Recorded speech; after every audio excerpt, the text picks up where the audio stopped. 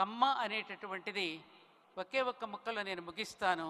ఇది కులం కాదు, ఇది ఒక ఇన్స్టిట్యూషన్, ఇది ఒక యూనివర్సిటీ.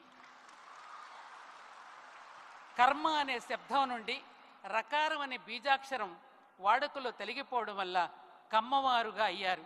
అందుకని కమ్మవారిని బహువచనంతో సంబోధిస్తారు. కమ్మ అనేటటువంటిది ఒకే ఒక్క ముక్కలో నేను ముగిస్తాను. ఇది కులం కాదు, ఇది ఒక ఇన్స్టిట్యూషన్, ఇది ఒక యూనివర్సిటీ. కర్మ అనే శబ్దం నుండి రకారం అనే బీజాక్షరం వాడుకలో తొలగిపోవడం వల్ల కమ్మవారుగా అయ్యారు. అందుకని కమ్మవారిని బహువచనంతో సంబోధిస్తారు. కమ్మ అనేటటువంటిది ఒకే ఒక్క ముక్కలో నేను ముగిస్తాను.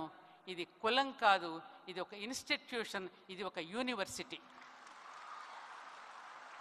కర్మ అనే శబ్దం నుండి రకారం అనే బీజాక్షరం వాడుకలో తొలగిపోవడం వల్ల కమ్మవారుగా అయ్యారు. అందుకని కమ్మవారిని బహువచనంతో సంబోధిస్తారు.